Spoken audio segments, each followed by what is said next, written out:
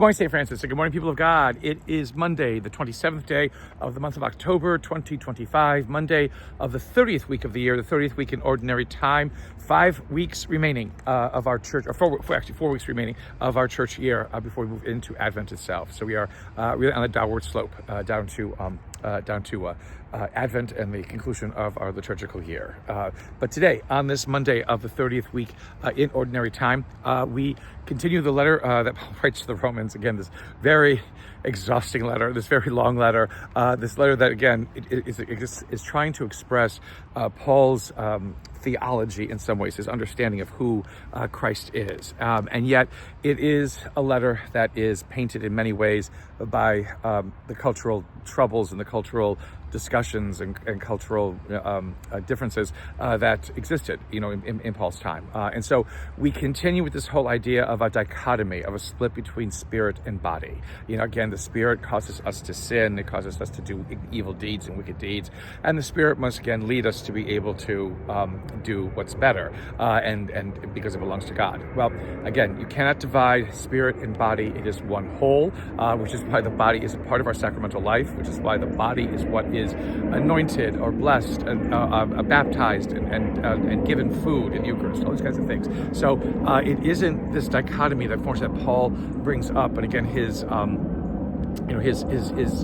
the context of his time, that there is this great discussion, about the something more of humanity that may be trapped or blocked, by this fleshly existence in which we live. And so, Paul is giving into that a little bit.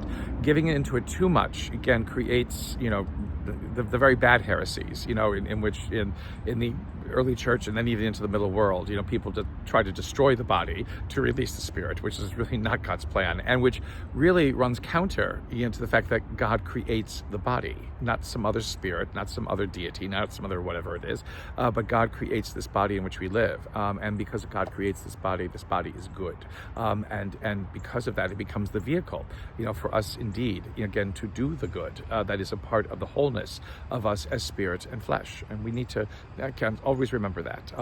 But Paul does go on to say again that because Christ becomes one like us and shares this fleshly existence, that Christ knows the struggles that we experience as human beings, and not because Christ trapped himself in a body and that Christ allowed himself to be subdued by the evil and the wickedness of the body at times, but no, because again, Christ recognizes, the goodness of this existence that is us, body and spirit, that is us in the world, as the great German theologian once said, Karl Rahner, that we are spirit in the world, that because of what we are as creations of God, again, it is God's very being that dwells in and through us, both in our fleshly existence and in the spirit that makes us whole.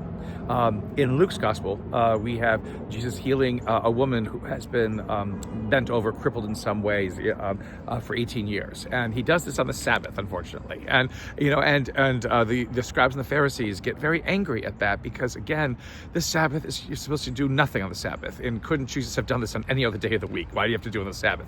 Because the scribes and the Pharisees are thinking that Jesus is trying to mock them, and for their attention to the Sabbath in such an extreme way as they are living it. And maybe there is a little bit of mocking in this, in the way that Jesus is trying to say, look, I can do whatever I want. I'm not going to be struck down because I went and did a good deed, like curing this woman of this malady, of this pain that she has been living with for 18 years. And so, again, the Pharisees and scribes get all upset about this, and they get all angry about it. But again, Jesus shows, again, that the Sabbath is made for us and not we for the Sabbath.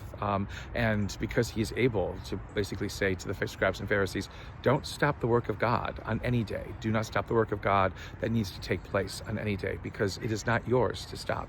It is God's to give what is good always. A blessed day, St. Francis and people of God. May the Lord give you his peace.